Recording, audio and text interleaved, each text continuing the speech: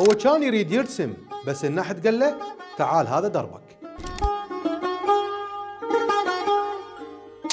حياكم الله. صفاء صباح حسن المعروف فنيا بصفاء المهاجر، نحات يشوف المعنى قبل الشكل ويطلع الروح من الحجر.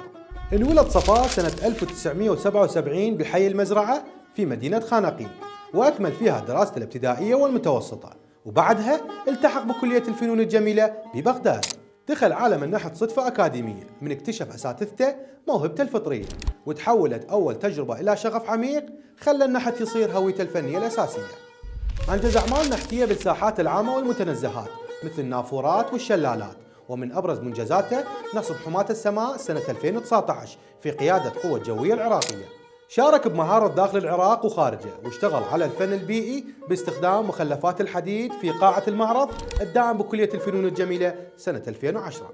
نال تكريمات محلية وعربية، أبرزها اختياره ضمن 100 شخصية إبداعية في الوطن العربي.